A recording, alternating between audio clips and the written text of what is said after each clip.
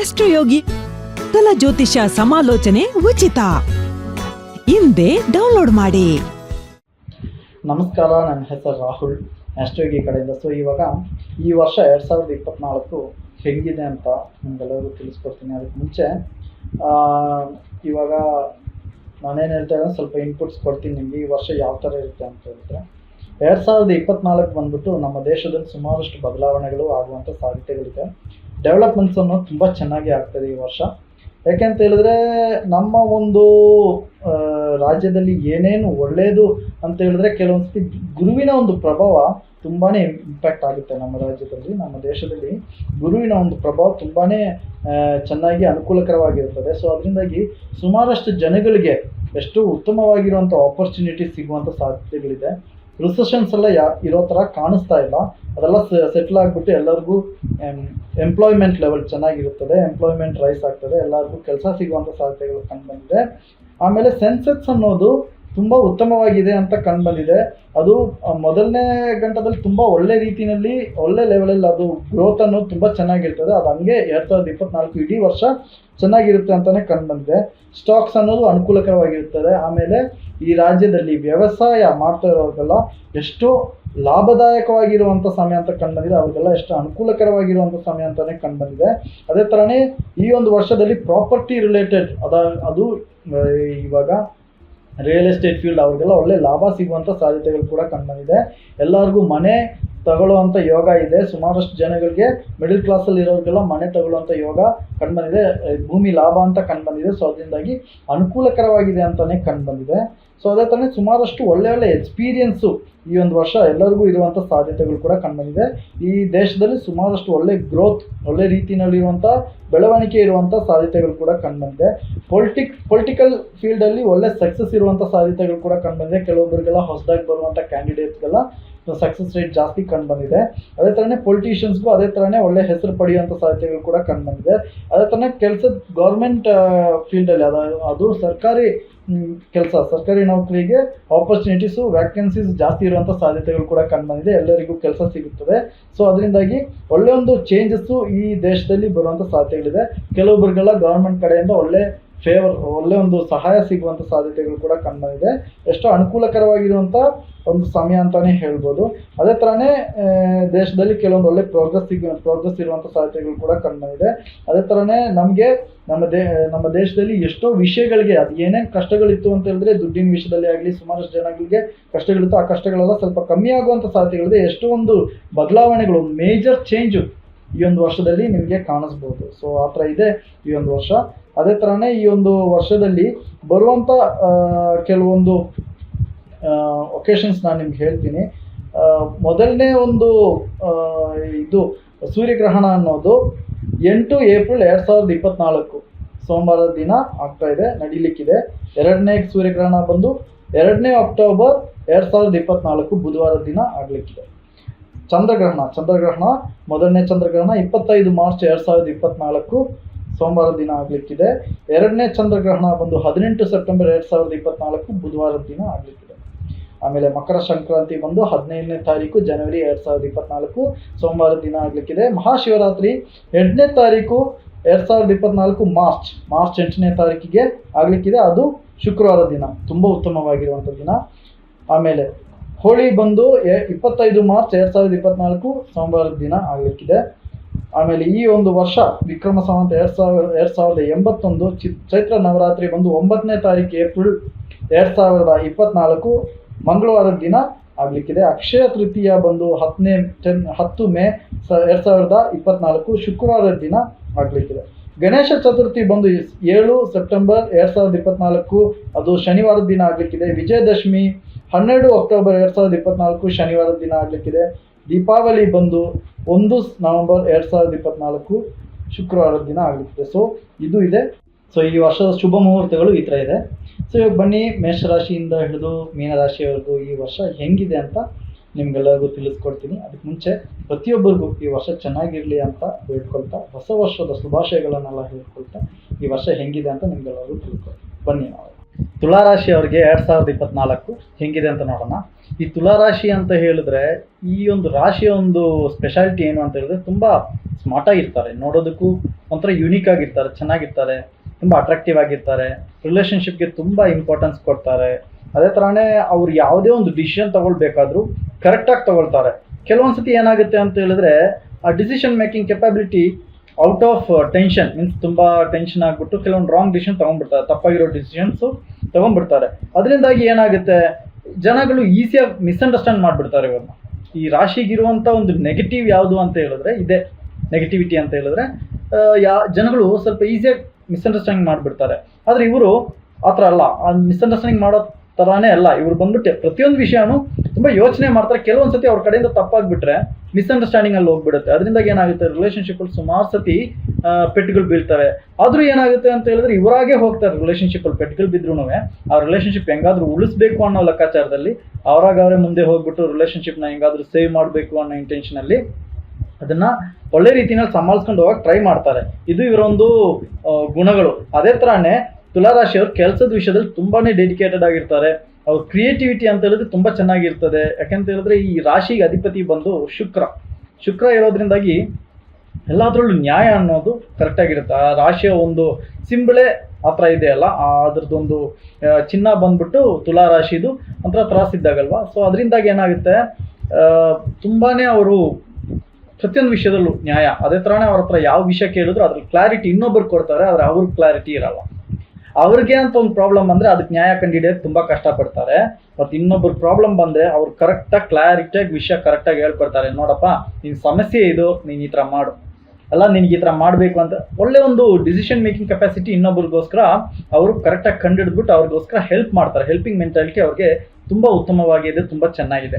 So ಈ ರಾಶಿ ಹೆಂಗೆ ಅಂತ ಹೇಳಿದ್ರೆ ಅವ್ರು ಮ್ಯಾಕ್ಸಿಮಮ್ ಅವ್ರ ವಿಷಯದಲ್ಲಿ ಅಷ್ಟೇ ಕೆಲವೊಂದು ಸತಿ ತಪ್ಪಾಗಿರೋ ಡಿಸಿಷನ್ ತಗೊಳ್ತಾರೆ, ಬಟ್ ಬೇರೊಬ್ಬರ ವಿಷಯದಲ್ಲಿ ತುಂಬ ಪರ್ಫೆಕ್ಟ್ ಆಗಿರುತ್ತೆ. ಇವ್ರು ಫ್ಯಾಮಿಲಿ ಓರಿಯೆಂಟೆಡ್ ಆಗಿರ್ತಾರೆ, ರಿಲೇಷನ್ಶಿಪ್ಪಲ್ಲಿ ತುಂಬ ಜೆನ್ಯೂನ್ ಆಗಿರ್ತಾರೆ. ಫ್ರೆಂಡ್ಶಿಪ್ಪಲ್ಲೂ ಅಷ್ಟೇ ಅವ್ರು ಸುಮಾರಷ್ಟು ಫ್ರೆಂಡ್ಶಿಪ್ ಇಟ್ಕೊಂಡಿರ್ತಾರೆ. ಇವಾಗ ಯಾರಾದರೂ ಒಬ್ರು ಮಾತುಕತೆ ಆಗ್ಬಿಟ್ಟು ಜಗಳ ಆಗ್ಬಿಟ್ಟು ಅಥವಾ ರಿಲೇಷನ್ಶಿಪ್ಪೇ ಮುರಿದೋಯ್ತು ಅಂತ ಇಟ್ಕೊಳ್ಳಿ, ಅವ್ರು ವಾಪಸ್ ಬಂದ್ರೂ ಹೊಸದಾಗ ಅವ್ರನ್ನ ನೋಡೋ ಥರ ಇದ್ರೆ ಹಳೇದಾಗ ಹೆಂಗಿದ್ರು ಅದೇ ಥರನೇ ಟ್ರೀಟ್ ಮಾಡ್ತಾರೆ, ಒಳ್ಳೆ ಟ್ರೀಟ್ಮೆಂಟ್ ಕೊಡ್ತಾರೆ ಅವ್ರು. ಸೊ ಅವ್ರಿಗೆ ಯಾವಾಗಲೂ ಅವ್ರ ಹತ್ರ ಇರಬೇಕಾದ್ರೆ ತುಂಬ ಕಂಫರ್ಟ್ ಲೆವೆಲ್ ತುಂಬ ಚೆನ್ನಾಗಿರುತ್ತೆ, ಚೆನ್ನಾಗಿ ಒಂಥರ ತಮಾಷೆ ಮಾಡ್ತಾರೆ, ಹ್ಯೂಮರ್ ಸೆನ್ಸ್ ತುಂಬ ಚೆನ್ನಾಗಿರುತ್ತೆ, ಮಾತುಗಳು ಚೆನ್ನಾಗಿರುತ್ತೆ, ಅವ್ರ ವಾಯ್ಸ್ ಕೂಡ ತುಂಬ ಚೆನ್ನಾಗಿರುತ್ತೆ. ಅವ್ರು ಕೇಳೋದಕ್ಕೆ ಅವ್ರು ಹೇಳೋವಂಥ ಮಾತುಗಳು, ಅವ್ರ ವಾಯ್ಸು, ಕೆಲವೊಂದು ವಿಷಯ ಎಲ್ಲ ತುಂಬ ಸ್ಪಷ್ಟತೆಯಿಂದ ಮಾತಾಡ್ತಾರೆ. ಸೊ ಇದೊಂದು ತುಲಾರಾಶಿನಲ್ಲಿರುವಂಥ ವ್ಯಕ್ತಿಗಳ ಒಂದು ಗುಣ. ಅವರಲ್ಲಿ ಮ್ಯೂಸಿಕ್ ಫೀಲ್ಡಲ್ಲಿರೋ ತುಂಬ ಚೆನ್ನಾಗಿ ಸಕ್ಸಸ್ ಆಗ್ತಾರೆ. ಯಾಕಂದರೆ ಅವ್ರಿಗೆ ಆಲ್ರೆಡಿ ಇಂಟರ್ನಲಿ ಮ್ಯೂಸಿಕ್ ಮೇಲೆ ತುಂಬ ಇಂಟ್ರೆಸ್ಟ್ ಇರುತ್ತೆ, ಹಾಡಾಡುವಂಥ ಒಂದು ಇಂಟ್ರೆಸ್ಟ್ ಇರುತ್ತೆ. ಸೊ ಅಂಥವರೆಲ್ಲ ಈ ಒಂದು ಸಂಗೀತ ಇಂಥವೆಲ್ಲ ಕಲಿತ್ರೆ ಚೆನ್ನಾಗಿ ಒಳ್ಳೆ ರೀತಿಯಲ್ಲಿ ಹೆಸರು ಪಡೆಯುವಂಥ ಸಾಧ್ಯತೆಗಳು ಕಂಡುಬಂದಿದೆ. ಸೊ ಈ ರಾಶಿಗೆ ಈ ವರ್ಷ 2024 ಹೆಂಗಿದೆ ಅಂತ ನೋಡೋಣ. ನೋಡಿ, ಈ ರಾಶಿನಲ್ಲಿ ಹುಟ್ಟಿರೋರಿಗೆ ಕೆಲಸದ ವಿಷಯದಲ್ಲಿ ಸುಮಾರಷ್ಟು ಚೇಂಜಸ್ ಬರ್ತದೆ. ಈ ವರ್ಷ ತುಂಬ ಚೆನ್ನಾಗಿದೆ. ಆದರೆ ಏನಾಗುತ್ತೆ ಅಂತ ಹೇಳಿದ್ರೆ ಕೆಲಸದಲ್ಲಿ ಇವಾಗ ಟ್ರಾನ್ಸ್ಫರ್ಗೋಸ್ಕರ ಟ್ರೈ ಮಾಡ್ತಾ ಇರೋರಿಗೆಲ್ಲ ಖಂಡಿತ ಟ್ರಾನ್ಸ್ಫರ್ ಸಿಗುವಂಥ ಸಾಧ್ಯತೆಗಳು ಕಂಡುಬಂದಿದೆ. ಅದೇ ಥರನೇ ಒಬ್ಬೊಬ್ಬರಿಗೆ ಹೈ ಪೊಸಿಷನ್ನಲ್ಲಿ ಹೋಗುವಂಥ ಸಾಧ್ಯತೆಗಳು ಕೂಡ ಕಂಡುಬಂದಿದೆ. ಹೈ ಪೊಸಿಷನ್ ಅಂತ ಹೇಳಿದ್ರೆ ಕೆಲಸದ ಜಾಗದಲ್ಲಿ ವೆರಿ ಹೈ ಪೊಸಿಷನ್, ತುಂಬ ಒಳ್ಳೆಯ ಒಂದು ಹೈ ಪೊಸಿಷನ್ನಲ್ಲಿ ಹೋಗುವಂಥ ಚಾನ್ಸಸ್ ಕೂಡ ಕಂಡುಬಂದಿದೆ. ಅದೇ ಥರನೇ ಅವ್ರಿಗೆ ಫ್ಯಾಮಿಲಿಯಿಂದ ದೂರ ಇರೋರು ಖಂಡಿತ ಫ್ಯಾಮಿಲಿ ಹತ್ರ ವಾಪಸ್ ಬರುವಂಥ ಚಾನ್ಸಸ್ ಕೂಡ ಕಂಡು ಬಂದಿದೆ. ಫ್ಯಾಮಿಲಿ ಹತ್ರ ವಾಪಸ್ ಬರೋದು ಅಂತ ಹೇಳಿದ್ರೆ ಕೆಲವೊಂದ್ಸತಿ ಟ್ರಾನ್ಸ್ಫರ್ಗೋಸ್ಕರ ಏನಾದರೂ ಟ್ರೈ ಮಾಡೋಗಿದ್ರೆ ನೀವು ಖಂಡಿತವಾಗ್ಲೂ ನಿಮಗೆ ಟ್ರಾನ್ಸ್ಫರ್ ಸಿಗುತ್ತೆ, ಫ್ಯಾಮಿಲಿ ಒಟ್ಟಿಗೆ ಬರುವಂಥ ಸಾಧ್ಯತೆಗಳು ಕೂಡ ಕಂಡು ಬಂದಿದೆ.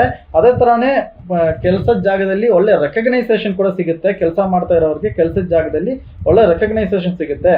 ಆಮೇಲೆ ಬಿಸ್ನೆಸ್ ಅಂತ ಹೇಳಿದ್ರೆ ನೋಡಬೇಕು ಅಂತ ಹೇಳಿದ್ರೆ ಕೆಲವೊಂದು ಕಾಂಟ್ರಾಕ್ಟ್ ರಿಲೇಟೆಡ್ ಬಿಸ್ನೆಸ್ ಮಾಡ್ತಾ ಇರೋರಿಗೆ ಹೊಸ ಕಾಂಟ್ರಾಕ್ಟು ಕೆಲವೊಂದ್ಸತಿ ಹೋದ ವರ್ಷ ಎಲ್ಲ ಕೈ ಬಿಟ್ಟು ಹೋಗಿರುತ್ತೆ. ಕೆಲವೊಂದು ಕಾಂಟ್ರಾಕ್ಟ್ ಎಲ್ಲ ಕೈ ತನಕ ಬಂದ್ಬಿಟ್ಟು ಬೇರೆ ಎಲ್ಲಾದರೂ ಹೋಗಿರುತ್ತೆ. ಅಲ್ಲಿ ಯಾವುದು ಸಕ್ಸಸ್ ಆಗಿದ್ರೆ ನಿಮ್ಮ ಹತ್ರನೇ ವಾಪಸ್ ಬರುವಂಥ ಚಾನ್ಸಸ್ ಕಂಡು ಬಂದಿದೆ. ಅದೇ ಥರನೇ ನೀವು ಆ ವರ್ಕನ್ನು ಒಳ್ಳೆ ರೀತಿಯಲ್ಲಿ ಅವ್ರು ಎಕ್ಸ್ಪೆಕ್ಟ್ ಮಾಡಿದ್ದಕ್ಕಿಂತ ಚೆನ್ನಾಗಿ ಮಾಡಿಕೊಡ್ತೀರ. ಸೊ ಈ ವರ್ಷ ಅಷ್ಟು ಅನುಕೂಲಕರವಾಗಿದೆ ನಿಮಗೆ. ಯಾವುದೇ ಒಂಥರ ಅಡಚಣೆಗಳು ಹೇಳೋ ಥರ ಏನು ಕಂಡು ಬರ್ತಾ ಇಲ್ಲ. ಸ್ವಲ್ಪ ಟೆನ್ಷನ್ಸ್ ಇರ್ತದೆ, ಸಣ್ಣ ಪುಟ್ಟ ಟೆನ್ಷನ್ಸ್ ಇರ್ತದೆ, ಅದೆಲ್ಲರಿಗೂ ಇರೋ ಥರನೇ ಇರ್ತದೆ. ಬಟ್ ಕೆಲವೊಂದು ಡಿಸಿಷನ್ ತಗೊಳ್ಳೋದು ಆಗಲೇ ಹೇಳಿದ್ದೀನಿ ನಿಮಗೆ, ಕರೆಕ್ಟಾಗಿ ತೊಗೊಳ್ಳಿ. ಸರಿ ಹೋಗಲ್ಲ ಅಂದಮೇಲೆ ಅದ್ರ ಮೇಲೆ ನೀವು ರಿಸ್ಕ್ ತಗೊಳಕ್ಕೆ ಹೋಗ್ಬಾರ್ದು. ಯಾಕೆಂತ ಹೇಳಿದ್ರೆ ಕೆಲವೊಂದು ಸತಿ ನೀವು ಫ್ರೆಂಡ್ಶಿಪ್ ಮೇಲೆ, ರಿಲೇಷನ್ಶಿಪ್ಪು ಮೇಲೆ ನೀವು ಕೆಲಸ ತೊಗೊಂಡ್ಬಿಡ್ತೀರಾ, ಬಿಸ್ನೆಸ್ ಮಾಡ್ತಾ ಇರೋರು ಹೇಳ್ತಾ ಇರೋದು. ಸೊ ಅದರಿಂದ ಏನಾಗುತ್ತೆ, ಕೆಲವೊಂದು ಸತಿ ರಿಲೇಷನ್ಶಿಪ್ ಮೇಲೆ ನಿಮ್ಗೆ ಆಗಲ್ಲ ಅಂತ ಗೊತ್ತಿದ್ರು ನೀವು ತೊಗೊಂಡ್ಬಿಟ್ಟು ಕೊನೆಗೆ ತೊಂದರೆ ಆದರೆ ರಿಲೇಷನ್ಶಿಪ್ಪು ಹಾಳಾಗುತ್ತೆ, ಸಮಸ್ಯೆನೂ ಆಗುತ್ತೆ. ಸೊ ಅದರಿಂದಾಗಿ ನಿಮ್ಗೆ ರಿಸ್ಕು ಅನ್ನೋದು ಬಿಡಬಾರ್ದು, ತಗೊಳಕ್ಕೆ ಹೋಗಬೇಡಿ. ಆಮೇಲೆ ಅದೇ ಥರನೇ ಕೆಲಸ ಮಾಡೋ ಕಡೆನೂ ಕೆಲವೊಂದ್ಸತಿ ರಿಲೇಷನ್ಶಿಪ್ ಹಾಳಾಗುತ್ತೆ ಅಂತ ಹೇಳ್ಬಿಟ್ಟು ನಿಮ್ಗೆ ಸಿಗುವಂಥ ಆಪರ್ಚುನಿಟೀಸ್ ಬಿಟ್ಕೊಟ್ಬಿಡ್ತೀರ. ಅದು ಮಾಡಕ್ಕೆ ಹೋಗಬೇಡಿ. ಯಾಕಂದರೆ ಆಪರ್ಚುನಿಟೀಸ್ ಬರೋದು ಒಂದ್ಸತಿ, ಅದನ್ನು ಕರೆಕ್ಟಾಗಿ ಯೂಟಿಲೈಸ್ ಮಾಡಿ. ಅದು ಈ ವರ್ಷ ತುಂಬ ಆಪರ್ಚುನಿಟೀಸ್ ಬರುತ್ತೆ ನಿಮಗೆ. ಅದನ್ನು ಕರೆಕ್ಟಾಗಿ ಯೂಟಿಲೈಸ್ ಮಾಡಿದ್ರೆ ಖಂಡಿತವಾಗ್ಲೂ ನಿಮಗೆ ಅನುಕೂಲಕರವಾಗಿದೆ ಅಂತಲೇ ಹೇಳ್ಬೋದು. ತುಲಾರಾಶಿ ಅವರಿಗೆ ತುಂಬ ಅನುಕೂಲಕರವಾಗಿದೆ. ಅದು ಮ್ಯಾಕ್ಸಿಮಮ್ ಅದನ್ನು ಆ ಒಂದು ಅಡ್ವಾಂಟೇಜ್ ತಗೊಳ್ಬೇಕು. ದುಡ್ಡಿನ ವಿಷಯದಲ್ಲಿ ನೀವು ಖಂಡಿತವಾಗ್ಲೂ ಈ ಸಮಯದಲ್ಲಿ ಕೆಲವೊಂದು ಇನ್ವೆಸ್ಟ್ಮೆಂಟ್ ಮಾಡ್ತೀರಾ. ಇನ್ವೆಸ್ಟ್ಮೆಂಟ್ ಅಂತ ಹೇಳಿದ್ರೆ ಮನೆ ತಗೊಳ್ಳೋದಕ್ಕೆ ಅಥವಾ ಪ್ರಾಪರ್ಟಿನಲ್ಲಿ ಇನ್ವೆಸ್ಟ್ ಮಾಡ್ತೀರಾ. ಒಳ್ಳೆಯ ಒಂದು ಮನೆಯ ಒಂದು ಯೋಗ ಕಂಡು ಬಂದಿದೆ. ಕೆಲವೊಬ್ರಿಗೆಲ್ಲ ಮನೆ ತಗೊಳ್ಬೇಕು ಅನ್ನೋ ಇಂಟೆನ್ಷನ್ ಇದ್ರೆ ಖಂಡಿತ ಅದರಲ್ಲಿ ಇನ್ವೆಸ್ಟ್ ಮಾಡಿಬಿಟ್ಟು ಮನೆ ತಗೊಳ್ಳುವಂಥ ಯೋಗ ಕೂಡ ಕಂಡು ಬಂದಿದೆ. ಒಳ್ಳೆ ಮನೆ, ಉತ್ತಮವಾಗಿರುವಂಥ ಮನೆ, ತುಂಬ ಸುಂದರವಾಗಿರುವಂಥ ಮನೆ ತಗೊಳ್ಳುವಂಥ ಯೋಗ ಇವಾಗ ಜಾತಕದಲ್ಲಿ ಇವಾಗ ಈ ಒಂದು ರಾಶಿ ಮೇಲೆ ಕಂಡು ಬಂದಿದೆ.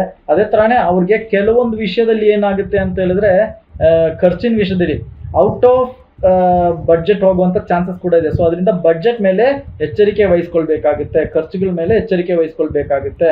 ಅದರಿಂದಾಗಿ ಏನಾಗುತ್ತೆ, ನೀವು ಮ್ಯಾಕ್ಸಿಮಮ್ ಅದ್ರ ಮೇಲೆ ಶ್ರದ್ಧೆ ಕೊಟ್ಟರೆ ತುಂಬ ಒಳ್ಳೆಯದು. ಆಮೇಲೆ ವಿದ್ಯಾಭ್ಯಾಸದ ನೋಡಬೇಕು ಅಂತ ಹೇಳಿದ್ರೆ ಎಜುಕೇಷನ್ ವಿಷಯದಲ್ಲಿ ಈ ಒಂದು ಸಮಯ ಎಜುಕೇಷನ್ಗೆ ತುಂಬ ಉತ್ತಮವಾಗಿರುವಂಥ ಸಮಯ ಆಗ್ತಾ ಇದೆ. ಅದರಲ್ಲಿ ಮೇಯ್ನಾಗಿ ಜೂನ್ ತಿಂಗಳಂತೂ ವಿದ್ಯಾರ್ಥಿಗಳಿಗೆ ತುಂಬ ಉತ್ತಮವಾಗಿರುವಂಥ ಸಮಯ. ಆ ಸಮಯದಲ್ಲಿ ನಿಮಗೆ ವಿದ್ಯಾಭ್ಯಾಸದಲ್ಲಿ ಸುಮಾರಷ್ಟು ಆಪರ್ಚುನಿಟೀಸ್ ಬರುತ್ತೆ. ಕೆಲವೊಬ್ಬರಿಗೆ ಹೈಯರ್ ಎಜುಕೇಷನ್ ಹೋಗಬೇಕು, ಒಳ್ಳೆ ಕಾಲೇಜಲ್ಲೆಲ್ಲ ಅಡ್ಮಿಷನ್ ಸಿಗಬೇಕು ಅಂತ ಪ್ರಯತ್ನಿಸ್ತಾ ಇರೋರಿಗೆಲ್ಲ ಖಂಡಿತವಾಗ್ಲೂ ಒಳ್ಳೆ ಕಾಲೇಜ್ಗಳಲ್ಲಿ ಅಡ್ಮಿಷನ್ ಸಿಗುತ್ತೆ. PhD ಲೆವೆಲಲ್ಲಿ ಹೋಗಬೇಕು ಅಂತ ಆಸೆ ಪಡ್ತಾ ಇರೋರಿಗೆಲ್ಲ ಒಳ್ಳೆ ಗೈಡ್ ಸಿಗುವಂಥ ಸಾಧ್ಯತೆಗಳು ಕೂಡ ಕಂಡು ಬಂದಿದೆ. ಅದರಿಂದಾಗಿ ವಿದ್ಯಾರ್ಥಿಗಳಿಗೆ ವಿದ್ಯಾಭ್ಯಾಸದಲ್ಲಿ ತುಂಬ ಉತ್ತಮವಾಗಿರುವಂಥ ಸಮಯ. ಈ ಸಮಯ ನೀವು ಕರೆಕ್ಟಾಗಿ ಮೇಂಟೈನ್ ಮಾಡಿಕೊಂಡು ಒಳ್ಳೆ ರೀತಿಯಲ್ಲಿ ನೀವು ಅದನ್ನು ಉಪಯೋಗಿಸಿದ್ರೆ ಖಂಡಿತವಾಗ್ಲೂ ನಿಮ್ಗೆ ಅದರಲ್ಲಿ ಒಳ್ಳೆ ಸಕ್ಸಸ್ ರೇಟು ತುಂಬ ಜಾಸ್ತಿನೇ ಕಂಡು ಬಂದಿದೆ. Especially in the month of June you have got better opportunities to come on your way. ಖಂಡಿತವಾಗ್ಲೂ ಒಳ್ಳೆ ಆಪರ್ಚುನಿಟೀಸ್ ನಿಮ್ಮನ್ನು ಹುಡ್ಕೊಂಡು ಬರುವಂಥ ಸಾಧ್ಯತೆಗಳು ಕಂಡು ಬಂದಿದೆ. ವಿದೇಶ ರಾಜ್ಯಗಳಿಗೆ ಹೋಗಬೇಕು ಅಂತ ಆಸೆ ಪಡ್ತಾ ಇರುವಂಥ ವಿದ್ಯಾರ್ಥಿಗಳಿಗೆ ಜೂನ್ ತಿಂಗಳು, ಜುಲೈ ತಿಂಗಳು, ಆಗಸ್ಟ್ ತಿಂಗಳು, ಈ 3 ತಿಂಗಳು ಉತ್ತಮವಾಗಿದೆ. ಅದನ್ನು ಕರೆಕ್ಟಾಗಿ ಉಪಯೋಗಿಸಿ. ಒಳ್ಳೆ ಆಪರ್ಚುನಿಟೀಸ್ ಬರ್ತಿದ್ದಾಗೆ ಅದನ್ನು ಕರೆಕ್ಟಾಗಿ ಉಪಯೋಗಿಸಿದ್ರೆ ಖಂಡಿತವಾಗ್ಲೂ ಸಕ್ಸಸ್ ಪರ್ಸೆಂಟೇಜ್ ಜಾಸ್ತಿನೇ ಕಂಡು ಬಂದಿದೆ. ಜಾಸ್ತಿ ಅಂತ ಹೇಳಿದ್ರೆ ಉತ್ತಮವಾಗಿದೆ ಅಂತಲೇ ಹೇಳ್ಬೋದು. ಸೊ ವಿದ್ಯಾರ್ಥಿಗಳಿಗೆ ಪರವಾಗಿಲ್ಲ. ಆದರೆ ಅಕ್ಟೋಬರ್, ನವಂಬರ್ ಈ 2 ತಿಂಗಳು ಅಷ್ಟು ಅನುಕೂಲಕರವಾಗಿಲ್ಲ. ಈ 2 ತಿಂಗಳಲ್ಲಿ ನೀವು ಯಾವುದೇ ಥರ ಒಂದು ಹೊಸದಾಗಿರೋ ಫ್ರೆಂಡ್ಶಿಪ್ಪಲ್ಲಿ ಒಳಗಾಗಕ್ಕೆ ಹೋಗಬೇಡಿ. ಒಳಗಾದರೆ ಅದು ನಿಮ್ಮ ವಿದ್ಯಾಭ್ಯಾಸಕ್ಕೆ ಪೆಟ್ಟು ಬೀಳುವಂಥ ಸಾಧ್ಯತೆಗಳಿದೆ. ಮೇಯ್ನಾಗಿ ರಿಲೇಷನ್ಶಿಪ್ಪಲ್ಲಿ ಒಳಗಾಗೋದು ಇಂಥವೆಲ್ಲ ಒಳಗಾದರೆ ಸುಮಾರಷ್ಟು ಸಮಸ್ಯೆಗಳನ್ನೆಲ್ಲ ಮುಂದುವರಿಸಬೇಕಾಗುತ್ತೆ. ಅಕ್ಟೋಬರ್, ನವಂಬರ್ ತಿಂಗಳು, ಈ 2 ತಿಂಗಳು ಅದು ಕೊನೆ ಈ ವರ್ಷ ಕೊನೆ ಆಗ್ತಿದ್ದಾಗೆ ಸ್ವಲ್ಪ ಕಷ್ಟಗಳಿರ್ತದೆ.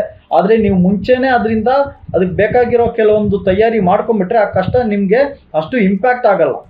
ಅರ್ಥ ಆಯ್ತಾ? ಅದನ್ನು ಅಷ್ಟು ಇಂಪ್ಯಾಕ್ಟ್ ಆಗಲ್ಲ. ಆದಷ್ಟು ನೀವು ಕೆಲವೊಂದು ಪರಿಹಾರಗಳನ್ನೆಲ್ಲ ಮಾಡಿ. ಪರಿಹಾರ ಅಂತ ಹೇಳಿದ್ರೆ ದೇವಸ್ಥಾನಕ್ಕೂ ದೇವ್ರನ್ನ ನಂಬೋರು ದೇವಸ್ಥಾನಕ್ಕೆಲ್ಲ ಹೋಗಿ, ಇಲ್ಲ ಅಂತ ಹೇಳಿದ್ರೆ ತಮ್ಮ ಮೈಂಡನ್ನು ಕಂಟ್ರೋಲ್ ಮಾಡಿ, ಯೋಗ ಎಲ್ಲ ಮಾಡಿ. ಸೊ ಇದರಿಂದ ಏನಾಗುತ್ತೆ ಅಂತ ಹೇಳಿದ್ರೆ ತಮ್ಮ ಮೈಂಡು ತುಂಬ ಕಂಟ್ರೋಲಲ್ಲಿ ಬರುತ್ತೆ. ಮ್ಯಾಕ್ಸಿಮಮ್ ತಾವು ಅದಕ್ಕೆ ಪ್ರಿಪೇರ್ಡ್ ಆಗಿರ್ಬೇಕಾದ್ರೆ ಅವಶ್ಯಕತೆ ಇಲ್ಲ. ತಮ್ಮ ಮೈಂಡ್ ಕಂಟ್ರೋಲಲ್ಲಿ ಇದ್ದರೆ ತುಂಬ ವೀಕ್ ಆಗಿರಬಾರ್ದು ಅಷ್ಟೇ. ಯಾಕೆಂತ ಹೇಳಿದ್ರೆ ಈ ರಾಶಿನಲ್ಲಿರೋರು ರಿಲೇಷನ್ಶಿಪ್ಗೆ ಇಂಪಾರ್ಟೆನ್ಸ್ ಕೊಡ್ತಾರೆ. ಹೊಸದಾಗಿ ಫ್ರೆಂಡ್ಶಿಪ್ ಬಂದರೆ ಅದನ್ನು ಅಕ್ಸೆಪ್ಟ್ ಮಾಡ್ತಾರೆ.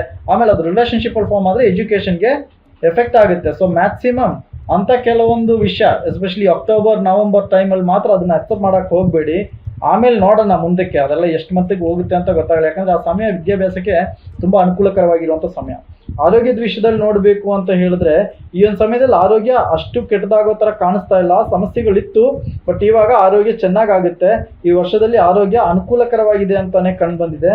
ಮೇಯ್ನಾಗಿ ನೋಡಬೇಕು ಅಂತ ಹೇಳಿದ್ರೆ ಈ ಹೊಟ್ಟೆಗೆ ಸಂಬಂಧಿಕರವಾಗಿರುವಂಥ ಕೆಲವೊಂದು ಆರೋಗ್ಯ ಸಮಸ್ಯೆಗಳು, ಚರ್ಮಕ್ಕೆ ಸಂಬಂಧಿಕರವಾಗಿರುವಂಥ ಕೆಲವೊಂದು ಆರೋಗ್ಯ ಸಮಸ್ಯೆಗಳು ಬರುವಂಥ ಚಾನ್ಸಸ್ ಕಂಡು ಬಂದಿದೆ ಜಾತಕದಲ್ಲಿ. ಸೊ ರಾಶಿ ಮೇಲೆ. ಸೊ ಅದರಿಂದಾಗಿ ಏನಾಗುತ್ತೆ, ಆರೋಗ್ಯದ ವಿಷಯದಲ್ಲಿ ಮೇಯ್ನಾಗಿ ಅಲರ್ಜಿಕ್ ಇಶ್ಯೂಸ್ ಇರೋರು ಮ್ಯಾಕ್ಸಿಮಮ್ ಅಲರ್ಜಿಕಲ್ ಸಿಚುವೇಶನ್ಸಿಂದ ದೂರ ಇರಿ. ಆಚೆ ಕಡೆಯಿಂದ ತಗೊಳ್ಳುವಂಥ ಫುಡ್ಡು, ತಿನ್ನೋ ಪದಾರ್ಥಗಳು, ಜಂಕ್ ಫುಡ್ ಎಸ್ಪೆಷಲಿ ಅದನ್ನು ಅವಾಯ್ಡ್ ಮಾಡಿ. ಚಿಕ್ಕ ಮಕ್ಕಳಿಗೆ ಮ್ಯಾಕ್ಸಿಮಮ್ ಅದನ್ನು ಅವಾಯ್ಡ್ ಮಾಡಿದ್ರೆ ಒಳ್ಳೆಯದು. ಇವರು ಆರೋಗ್ಯ ಸಮಸ್ಯೆಗಳು ಬರೋದು ಯಾವಾಗ ಅಂತ ಹೇಳಿದ್ರೆ ಜುಲೈ ಆಮೇಲೆ ಆಗಸ್ಟ್, ಈ 2 ತಿಂಗಳಲ್ಲಿ ಆರೋಗ್ಯಕ್ಕೆ ಸಣ್ಣ ಪುಟ್ಟ ಸಮಸ್ಯೆಗಳು ಬರುವಂಥ ಚಾನ್ಸಸ್ ಇದೆ. ಬಟ್ ಪರವಾಗಿಲ್ಲ, ಅದೇನೇ ಸಮಸ್ಯೆ ಇದ್ದರೂ ಟ್ರೀಟ್ಮೆಂಟ್ ತಗೊಂಡು ಸರಿ ಹೋಗುವಂಥ ಆರೋಗ್ಯ ಸಮಸ್ಯೆಗಳೇ ಇರ್ತದೆ. ಮನೆಯಲ್ಲಿ ದೊಡ್ಡವರು, ಏಜ್ಡ್ ಆಗಿರೋರೆಲ್ಲ ಆರೋಗ್ಯ ಸ್ವಲ್ಪ ನೋಡ್ಕೊಂಡ್ರೆ ಮಾತ್ರ ಸಾಕು. ಬೇರೆ ಅಂತ ಮೇಜರ್ ಇಶ್ಯೂಸ್ ಅಂತ ಹೇಳ್ಕೊಳ್ಳಿಕ್ಕೆ ಏನೂ ಇಲ್ಲ. ರಿಲೇಷನ್ಶಿಪ್ ವಿಷಯದಲ್ಲಿ ನೋಡಬೇಕು ಅಂದರೆ ಈ ವರ್ಷ ರಿಲೇಷನ್ಶಿಪ್ಗೆ ತುಂಬ ಅನುಕೂಲಕರವಾಗಿರುವಂಥ ಸಮಯ ಅಂತಲೇ ಕಂಡು ಬಂದಿದೆ. ಕೆಲವೊಂದು ಮಿಕ್ಸ್ಡ್ ಇಮೋಷನ್ಸ್ ಇರ್ತದೆ. ಕೆಲವೊಂದು ಸತಿ ಒಬ್ಬರೊಬ್ಬರನ್ನ ಇಷ್ಟಪಟ್ಟಿರೋ ನಿಮ್ಮನ್ನು ಬಿಟ್ಟು ದೂರ ಆಗಿರ್ತಾರೆ. ಆ ಸಮಯದಲ್ಲಿ ನಿಮ್ಮ ಬೇರೆ ಒಂದು ರಿಲೇಷನ್ಶಿಪ್ಪಲ್ಲಿ ಒಳಗಾಗ್ಬಿಟ್ಟಿರ್ತೀರಾ, ಬೇರೆ ನಿಮ್ಮ ಜೀವನದಲ್ಲಿ ಬರ್ತಾರೆ. ಇದು ನಡೀತಾ ಇರಬೇಕಾದ್ರೆ ಹಳೆ ರಿಲೇಷನ್ಶಿಪ್ ವಾಪಸ್ ಬರ್ತದೆ. ಸೊ ನಿಮ್ಗೊಂಥರ ಕನ್ಫ್ಯೂಸ್ ಪೊಸಿಷನಲ್ಲಿ ಇರುತ್ತೆ. ಸಮಯ ಬಂದು ಒಂದ್ಸತಿ ಬಿಟ್ಟೋಗಿರೋರನ್ನ ತಿರ್ಗಾ ಅಕ್ಸೆಪ್ಟ್ ಮಾಡೋಕ್ಕೆ ಹೋಗಬೇಡಿ. ಅದು ಸರಿ ಹೋಗಲಿಲ್ಲ ಅಂತ ಹೋಗಿದ್ದು ತಿರ್ಗಾ ಬಂದರೆ ವಾಪಸ್ ಇದು ಯಾವಾಗ ಆಗುತ್ತೆ ಅಂತ ಹೇಳಿದ್ರೆ ಆಮೇಲೆ ಏಪ್ರಿಲ್ ಮೇ ಈ 2 ತಿಂಗಳಲ್ಲಿ ಅದಕ್ಕೆ ಚಾನ್ಸಸ್ ಇದೆ. ಸೊ ಅದರಿಂದಾಗಿ ಏನಾಗುತ್ತೆ ಅಂತ ಕೆಲವೊಂದು ಸಿಚುವೇಶನ್ಸ್ ನಿಮ್ಮನ್ನ ಹುಡುಕ್ ಬರುವಂತ ಸಾಧ್ಯತೆಗಳು ಕಂಡುಬಂದಿದೆ. ಮದುವೆಗೋಸ್ಕರ ಪ್ರಯತ್ನಿಸ್ತಾ ಇರೋರ್ಗೆಲ್ಲ ಖಂಡಿತವಾಗ್ಲೂ ಈ ತಿಂಗಳು ಈ ಒಂದು ವರ್ಷ ಮದುವೆ ಫಿಕ್ಸ್ ಆಗುತ್ತೆ, ಮದುವೆ ಆಗುವಂತ ಯೋಗ ಕೂಡ ಕಂಡುಬಂದಿದೆ. ಮದುವೆ ಜೀವನ ಕೂಡ ತುಂಬಾ ಚೆನ್ನಾಗಿರುತ್ತೆ. ಹೋದ ವರ್ಷ ಮದುವೆ ಜೀವನದಲ್ಲಿ ಸುಮಾರಷ್ಟು ಸಮಸ್ಯೆಗಳು ಇದ್ದವು. ಸೊ ಇದರಿಂದಾಗಿ ಈ ವರ್ಷ ಅಷ್ಟು ಟೆನ್ಷನ್ಸ್ ಇರಲ್ಲ, ತುಂಬಾ ಚೆನ್ನಾಗಿರ್ತದೆ ಅಂತಾನೆ ಹೇಳ್ಬೋದು. ಮದುವೆ ಜೀವನ ಚೆನ್ನಾಗಿರ್ತದೆ, ಅದ್ರಲ್ಲಂತ ಮೇಜರ್ ಇಶ್ಯೂಸ್ ಏನಿಲ್ಲ. ಆಮೇಲೆ ಮನೆಯಲ್ಲಿ ಇವಾಗ ಕೆಲವೊಂದು ಆಸ್ಪಿಷಿಯಸ್ ಸೆರೆಮನಿ, ಒಳ್ಳೆ ಕೆಲವೊಂದು ಶುಭ ಮುಹೂರ್ತಗಳು ನಡೆಯುವಂತ ಸಾಧ್ಯತೆಗಳಿದೆ. ಮಕ್ಕಳಿಗೋಸ್ಕರ ಪ್ರಯತ್ನಿಸ್ತಾ ಇರೋರು ಖಂಡಿತ ಗುಡ್ ನ್ಯೂಸ್ ಬರ್ತದೆ, ಮಕ್ಕಳ ಆಗುವಂತ ಯೋಗ ಇದೆ. ಅದೇ ತರನೇ ಕೆಲವೊಬ್ಬರಿಗೆಲ್ಲ ಮನೆಯಲ್ಲಿ ರಿಲೇಟಿವ್ಸ್ ಕಡೆಯಿಂದ ಏನಾದರೂ ಒಂದು ಶುಭವಾಗಿರುವಂತ ನ್ಯೂಸ್ ಬರುವಂತ ಸಾಧ್ಯತೆಗಳಿದೆ. ಸುಮಾರಷ್ಟು ಹಾಲಿ ಪ್ಲೇಸಸ್, ಅದು ಸುಮಾರಷ್ಟು ಕ್ಷೇತ್ರ ದರ್ಶನ ಮಾಡುವಂತ ಚಾನ್ಸಸ್ ಕೂಡ ಕಂಡುಬಂದಿದೆ. ಅದು ದೇವಸ್ಥಾನಕ್ಕೆಲ್ಲ ಹೋಗೋದು, ದರ್ಶನ ಮಾಡುವುದು, ಈ ಒಂದು ಸಮಯ ದೇವರಿಂದ ಒಳ್ಳೆ ಒಂದು ಬ್ಲೆಸ್ಸಿಂಗ್ ಸಿಗುವಂತ, ಆಶೀರ್ವಾದ ಸಿಗುವಂತ ಸಮಯ ಅಂತಾನೆ ಕಂಡುಬಂದಿದೆ. ಆದಷ್ಟು ನೀವು ಲಕ್ಷ್ಮೀ ಪೂಜೆ ಮಾಡಿ, ಶುಕ್ರ ಬೀಜ ಮಂತ್ರವನ್ನು ಪ್ರತಿದಿನ ಮರೀದಿರ ಹೇಳಿ ಕೇಳಿ, ಆಮೇಲೆ ದುರ್ಗಾ ಸಹಸ್ರನಾಮವನ್ನು ಕೇಳಿ. ಸೊ ಆದಷ್ಟು ಯಾರಿಗೆಲ್ಲ ಸಹಾಯ ಮಾಡೋಕ್ಕಾಗುತ್ತೋ ಅವ್ರಿಗೆಲ್ಲ ಸಹಾಯ ಮಾಡಿ. ಬಡವರಿಗೆ ಅಥವಾ ಊಟ ಕೊಡೋದು, ಅನ್ನದಾನ ಮಾಡೋದು, ತಮ್ಮ ಹತ್ರ ಇರೋ ವಸ್ತ್ರವನ್ನು ದಾನ ಮಾಡಿದ್ರೆ ತುಂಬಾ ಉತ್ತಮವಾಗಿರೋದು. ಹಳೆ ವಸ್ತ್ರ ಇಟ್ಕೊಳಕ್ ಹೋಗ್ಬೇಡಿ. ಈ ವರ್ಷ ಶುರು ಆಗೋದಕ್ಕಿಂತ ಮುಂಚೆನೆ ಏನ್ ಮಾಡಬೇಕು, ಈ ವಸ್ತ್ರಗಳನ್ನೆಲ್ಲ ನೀವು ಯಾರಿಗಾದ್ರೂ ದಾನ ಮಾಡಿದ್ರೆ ಈ ವರ್ಷ ತುಂಬಾ ಚೆನ್ನಾಗಿರುತ್ತೆ. ನೀವು ಇರೋವಂಥ ವಸ್ತ್ರ ಅದನ್ನ ಇಟ್ಕೊಳಕ್ ಹೋಗ್ಬೇಡಿ. ಈ ವರ್ಷ ಶುರು ಆಗೋದಕ್ಕಿಂತ ಮುಂಚೆನೆ ಅದನ್ನ ಕೊಟ್ಬಿಡಿ, ಯಾರಿಗಾದ್ರೂ ಕೊಟ್ಬಿಟ್ಟು ಅವ್ರಿಗೆ ಸಹಾಯ ಮಾಡಿ. ಖಂಡಿತ ನಿಮ್ಗೆ ಈ 2024 ಅನುಕೂಲಕರವಾಗಿದೆ ಅಂತಾನೆ ಕಂಡುಬಂದಿದೆ. ಬೇರೆ ಅಂತ ಸಮಸ್ಯೆಗಳು ಯಾವುದೂ ಇಲ್ಲ. ಸೊ ಅದರಿಂದಾಗಿ ಹೇಳಿರೋ ಪರಿಹಾರಗಳನ್ನೆಲ್ಲ ಮಾಡಿ, ಎಲ್ಲ ಚೆನ್ನಾಗಾಗುತ್ತೆ. ಧನ್ಯವಾದ. ಸೊ ಈ ಥರ ಇದೆ ಪ್ರತಿಯೊಬ್ಬರಿಗೂ ನಾನು ಹೇಳಿರೋ ರೆಮಿಡೀಸ್ ಎಲ್ಲ ಮಾಡಿ. ಎಲ್ಲದಕ್ಕಿಂತ ಉತ್ತಮವಾಗಿರುವಂಥ ರೆಮಿಡಿ ದಾನ ಧರ್ಮಗಳು ಮಾಡೋದು. ಸೊ ದಯವಿಟ್ಟು ಅದನ್ನು ಯಾರೂ ಮರಿಬೇಡಿ, ಎಲ್ಲರೂ ಮಾಡಿ. ಆಮೇಲೆ ತುಂಬ ಮುಖ್ಯವಾಗಿರುವಂಥ ವಿಷಯ ಏನು ಅಂತ ಹೇಳಿದ್ರೆ, ನಾನಿಷ್ಟು ಹೇಳಿರೋದು ಬಂದು ಜನರಲ್ ಆಗಿರುವಂಥ ವಿಷಯ. ನಿಮಗೆ ಇನ್ ಡೀಟೇಲ್ ತಮ್ಮ ಜಾತಕದ ಬಗ್ಗೆ ತಿಳ್ಕೊಳ್ಬೇಕು ಅಂತ ಹೇಳಿದ್ರೆ, ತಮ್ಮ ರಾಶಿ ನಕ್ಷತ್ರ, ತಮ್ಮ ಜಾತಕದ ಬಗ್ಗೆ ತಿಳ್ಕೊಳ್ಬೇಕಂದ್ರೆ ತಮ್ಮ ಹೆಸರು, ತಾವು ಹುಟ್ಟಿರೋ ದಿನಾಂಕ, ಸಮಯ, ಹುಟ್ಟಿದ ಜಿಲ್ಲೆ ಹೇಳ್ಕೊಂಡ್ರೆ ನಮ್ಮಲ್ಲಿರೋ ಜ್ಯೋತಿಷರೊಂದಿಗೆ ಮಾತಾಡಿ. ನಮ್ಮಲ್ಲಿರೋ ಜ್ಯೋತಿಷನ ಮಾತಾಡಬೇಕಾದ್ರೆ ತಾವು ಅಷ್ಟೊಳಗೆ ಅನ್ನೋ ಆ್ಯಪನ್ನು ತಮ್ಮ ಮೊಬೈಲಲ್ಲಿ ಇನ್ಸ್ಟಾಲ್ ಮಾಡಿ ನಮ್ಮಲ್ಲಿರೋ ಜ್ಯೋತಿಷರೊಂದಿಗೆ ಮಾತಾಡಿ. ಯಾವ ಭಾಷೆ ಬೇಕೋ ಆ ಭಾಷೆಯನ್ನು ಆಯ್ಕೆ ಮಾಡಿಕೊಂಡು ನಮ್ಮಲ್ಲಿರೋ ಜ್ಯೋತಿಷರೊಂದಿಗೆ ಮಾತಾಡಿ. ನಮ್ಮಲ್ಲಿರೋ ಜ್ಯೋತಿಷರು ಪ್ರತಿಯೊಂದು ವಿಷಯದಲ್ಲೂ ಎಕ್ಸ್ಪರ್ಟೈಸ್ ಆಗಿರ್ತಾರೆ. ವಾಸ್ತು ಬಗ್ಗೆ, ರಿಲೇಷನ್ಶಿಪ್ ಬಗ್ಗೆ, ಮದುವೆ ಜೀವನದ ಬಗ್ಗೆ, ಆಮೇಲೆ ವಿದ್ಯಾಭ್ಯಾಸದ ಬಗ್ಗೆ, ಪ್ರತಿಯೊಂದು ವಿಷಯದಲ್ಲೂ ತುಂಬ ಎಕ್ಸ್ಪರ್ಟೈಸ್ ಆಗಿರ್ತಾರೆ. ಸೊ ನಮ್ಮಲ್ಲಿರೋ ಜ್ಯೋತಿಷರೊಂದಿಗೆ ಮಾತಾಡಿ, ತಮಗೆ ಬೇಕಾಗಿರೋ ಸಲಹೆಯನ್ನು ತಾವು ಪಡ್ಕೊಳ್ಳಿ. ಯಾವತ್ತೂ ನೀವು ಡಿಸಪಾಯಿಂಟ್ಮೆಂಟ್ ಆಗಲ್ಲ. ಖಂಡಿತವಾಗ್ಲೂ ನಿಮಗೆ ನಮ್ಮಲ್ಲಿರೋ ಜ್ಯೋತಿಷರೊಂದಿಗೆ ಮಾತಾಡಿದ್ರೆ ಖಂಡಿತವಾಗ್ಲೂ ಏನಾದರೂ ಒಂದು ಒಳ್ಳೆ ರೀತಿಯಲ್ಲಿರುವಂಥ ಸಲಹೆ ಸಿಗುತ್ತದೆ. ಸೊ ನಮ್ಮಲ್ಲಿರೋ ಜ್ಯೋತಿಷರೊಂದಿಗೆ ಮಾತಾಡಿ. ಇನ್ನೊಂದ್ಸತಿ ಪ್ರತಿಯೊಬ್ಬರಿಗೂ ಹೊಸ ವರ್ಷದ ಶುಭಾಶಯಗಳನ್ನೆಲ್ಲ ಹೇಳ್ಕೊಂಡು ಈ ವಿಡಿಯೋನ ಮುಕ್ತಾಯ ಮಾಡ್ತಾ ಇದ್ದೀನಿ. ದಯವಿಟ್ಟು ನಮ್ಮ ಚಾನಲ್ನ ಸಬ್ಸ್ಕ್ರೈಬ್ ಮಾಡಿ, ಲೈಕ್ ಮಾಡಿ, ಶೇರ್ ಮಾಡಿ. ಧನ್ಯವಾದ. ಆಸ್ಟ್ರೋಯೋಗಿ ಮೊದಲ ಜ್ಯೋತಿಷ ಸಮಾಲೋಚನೆ ಉಚಿತ. ಹಿಂದೆ ಡೌನ್ಲೋಡ್ ಮಾಡಿ.